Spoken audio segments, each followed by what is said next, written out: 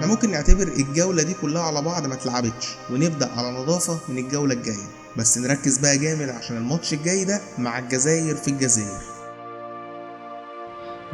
بادئ 5 بونت رايحين منك، يعني 5 بونت في بداية التصفيات رايحين منك، فهتوصل انت ازاي ان انت تعوض كل الكلام ده.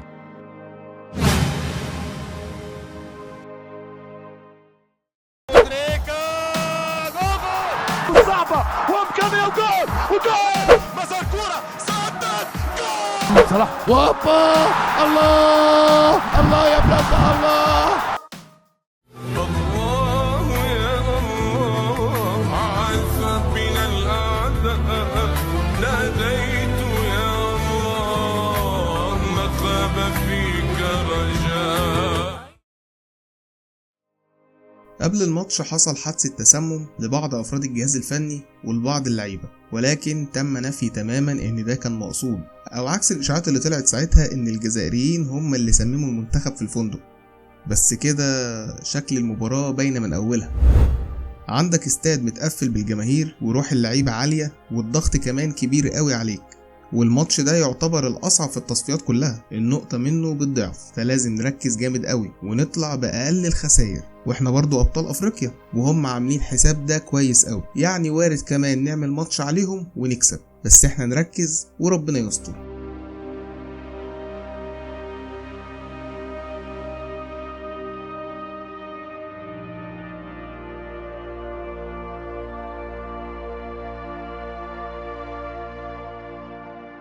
شوط أول متوازن جدا من المنتخب، رغم ان ما كانش فيه فرص محققة مننا وهم كانوا اخطر، بس برضو احنا فايقين ومركزين. الماتش صعب جدا بس واقفين على رجلينا وعارفين نمسك منهم الماتش ومش هنستسلم ليهم ابدا.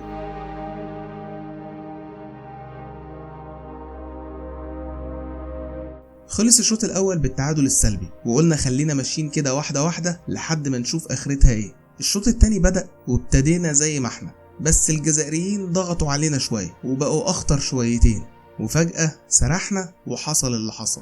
متر بالمليمتر يضغط على كرة خطيرة، المساحة والزمن، والهدف الأول الجزائري، والهدف الأول الجزائري، هدف جميل جميل عن طريق كريم مسحور، يسجل أول هدف اللقاء ويشعل ملعب البليدة تماما، ويشعل ملعب البليدة تماما بهدف جزائري. قلت لحضراتكم لما تغيب المتابعة، لما يغيب مشعر في نزيف الحج، كرة عالية خطيرة جدا الثاني، خطيرة جدا كرة الهدف الثاني لصالح المنتخب الجزائري.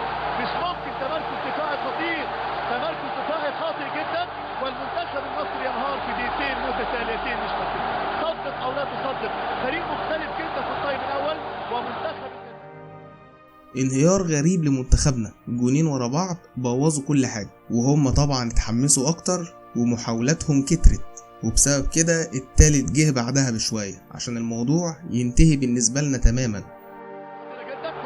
الكرة خطيرة جدا خطيرة جدا، والهدف الثاني خطيرة جدا، والهدف الثالث اللي قلت لحضراتكم عليه رصيد كفو. المنتخب الجزائري يقدم مباراة العمر ويتقدم بالهدف الثالث في مرمى المنتخب المصري. الهدف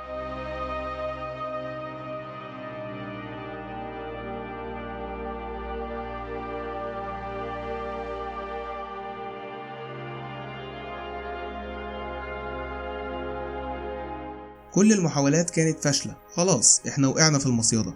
كل اللي قدرنا عليه ان احنا نسجل هدف واحد بالعافية. وهنشوف الهجمات تقول ايه، مش اوفسايد مش اوفسايد، سجل يا ابو تريكة، سجل يا تريكة، يسجل الهدف الاول ولكن متاخر جدا، يسجل محمد ابو تريكة الهدف ولكن متاخر جدا، ليثبت التاريخ ان اعلى نتيجة ما بين الجزائر ومصر كانت 3-1 لصالح منتخب الجزائر. هدف ابو تريكة ده مهم جدا وهنرجع له في اخر التصفيات. نهاية المباراة 3-1 للجزائر، واحنا كده شكلنا ودعنا التصفيات خلاص ونقول باي باي لكاس العالم.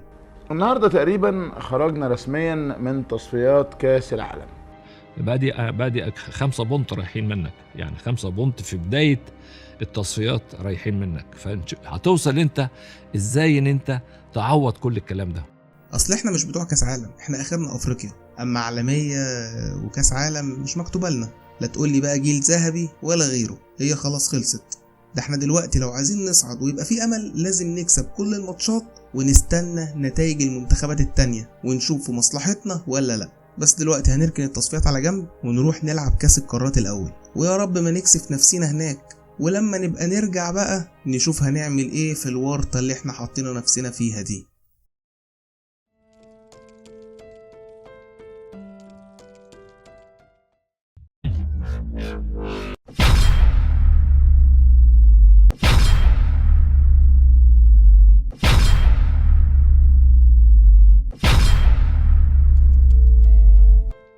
عملنا إنجاز تاريخي في كاس القارات، جننا البرازيل وأحرجناهم قدام العالم كله، وكسبنا إيطاليا بطل العالم. احنا خسرنا قدام أمريكا، بس خلينا نبص للجانب الحلو يعني، بلاش تشاؤم.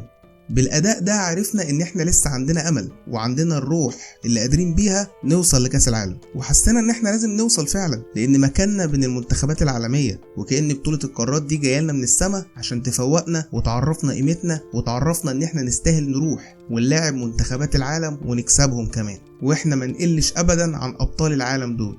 وهنا كان التحول الرهيب لمنتخبنا في التصفيات.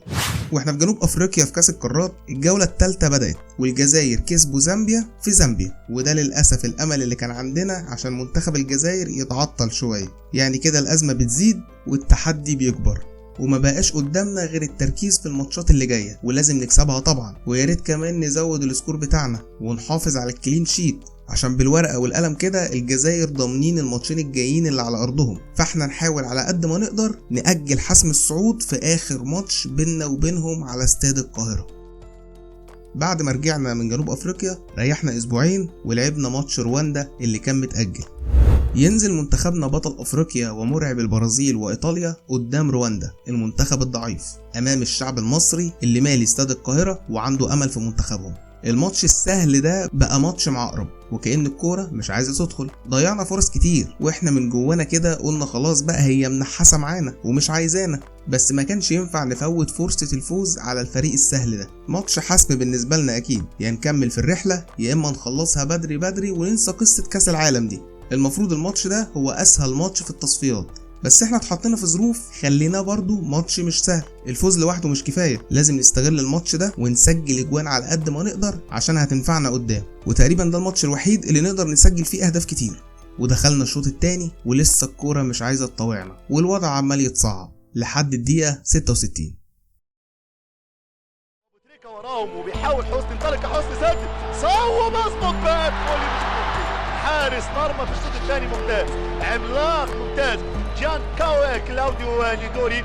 تصويب في ناس هنا في الملعب هتتجنن مش ممكن، على طول هي نار الجول هو البركه، هو تريكا لما تحطه في اول سطور الاسطوره محمد ابو تريكه. اسكت وادعي، يقول لهم ادعوا وقولوا ربنا سبحانه وتعالى ياتي الان بالهدف. مش ممكن يا جماعه، هي السيكولوجيه حتى في التعليق، سيكولوجيه التجمع وقت الشده، راسيه هدف ابو تريكة رجع لنا بصيص من الامل شوية، يعني كده ارتحنا، بس لازم نحاول نزود بقى 10 دقايق كمان وناخد ضربة جزاء، والهدف التاني يسجله حسني عبد الرب.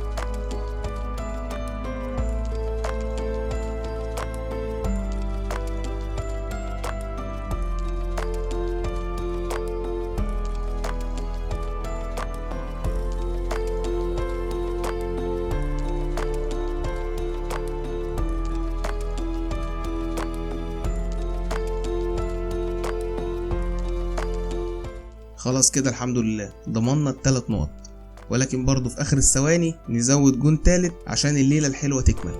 يا ريت يا ريت يا ريت يا ريت يا ريت يا ريت يا ريت يا ريت يا ريت يا ريت يا ريت يا ريت يا ريت يا عمري ما حبيت. الله بقول لحضراتكم فرقة فرصة والمصحف فرقة فرصة. يا نهار ابيض يا نهار ابيض، كنا نكسب 7 والله يا رجاله النهارده، والله كنا نكسب 8، والله كنا نكسب 9. يا نهار ابيض يا نهار ابيض على الفرص، يا نهار ابيض على الفرص، مش ممكن. مكسب مهم من كل النواحي، كسبنا الثقة ورجع لنا الأمل وصدقنا إن إحنا قادرين نحقق المستحيل، وخدنا طاقة كبيرة نواجه بيها الماتشات الجاية. شهرين راحة ونرجع للتوقف الدولي من جديد وماتش رواندا في رواندا. المباراة كانت يوم 15 رمضان وفي وقت العصر في عز الصيام، وكمان كان فيه غيابات كتير مهمة لمنتخبنا، تريكا ومتعب وزدان وعمرو زكي، يعني الماتش فعلا ما يطمنش. بداية قوية من مصر واحنا احسن بكتير والفرص كلها لينا، احنا بس الظروف مش مساعدانا، ومع الوقت اكيد المجهود هيقل بسبب حرارة الجو وبسبب عطش الصيام، لكن اكيد ربنا هيكرمنا. مع الكرة للسيد لأحمد حسن، يهيئ المرة دي المحاولة والتسديدة قصيرة بتتلعب، محاولة على حدود منطقة الجزاء، ولكن المرة دي بقى نزلت، بيحاول يضغط الجباس وخدها، ولكن المرة دي أمامية انطلاقة بينية حلوة، المرة دي المحاولة فين المرة دي يا راجل؟ في الشوط الثاني حصل اللي كنا خايفين منه، المجهود فعلا قل والطاقة هديت شوية، وهم بقى كانوا عايزين يغفلونا، بس الحضري كان واقف لهم. منتخب رغم انه ضعيف فنيا لكن على ارضه بيبقى صعب قوي، لكن احنا قدها وقدرنا نقتحم شباك العدو في الدقيقة 68 عن طريق الصقر احمد حسن. عدت احمد فتحي، احمد يهيا والتسديدة جول، التسديدة جول، التسديدة جول، جول احمد حسن، احمد حسن جول، الله اكبر. كده بقينا نلعب واحنا مطمنين وممكن نسجل تاني كمان، بس تقريبا اللعيبة جابت جاز خلاص. المرة دي التسديدة من جانب منتخب رواندا، لكن يا ساتر، ومحاولة لكن بركات بيقطع بركات، ولكن حارس المرمى بركات، ولكن حارس المرمى، لكن برافو يا محمد يا بركات، برافو يا مكسب غالي جدا، 3 نقاط مهمين جدا جدا في المشوار ده، وكده بتقرب مننا واحدة واحدة، فاضل لنا بس نعدي من زامبيا عشان نفوق للجزائر على أرضنا. تاني يوم الجزائر بتكسب زامبيا في ماتش صعب شوية، وكده لازم وحتما ولا بد نكسب زامبيا في زامبيا. وجه اليوم المنتظر، ماتش صعب جدا في قلب غابات أفريقيا في عز الشمس. الماتش كله منتخبنا مجاش خالص، مفيش غير الحضري وبس، كان بيلعب بمقام ال11 لاعب وشال اجوان كتير، كنا ممكن نتغفل من الشوط الاول بس الحمد لله.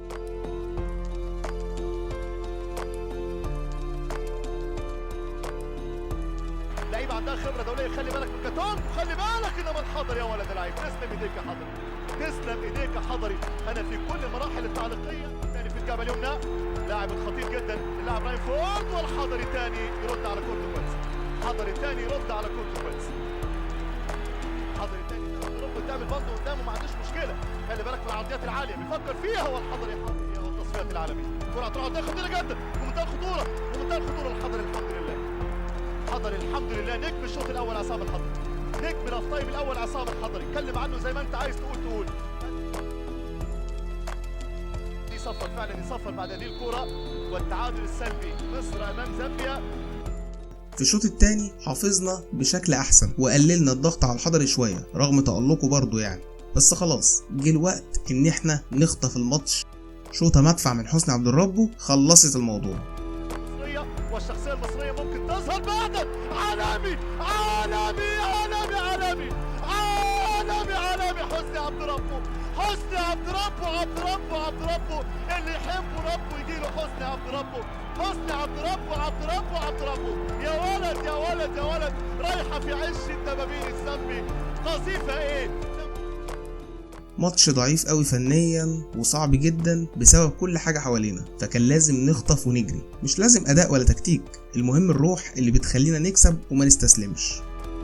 تصويبه اوعى تعمل خطا يا حضري، ممتاز يا عصام بس، هو ده السلاح الفتاك، تصويبه اوعى يسدد، اوعى يسدد، اوعى يصوب، اوعى يسدد، اوعى يشوط، اوعى يباصي.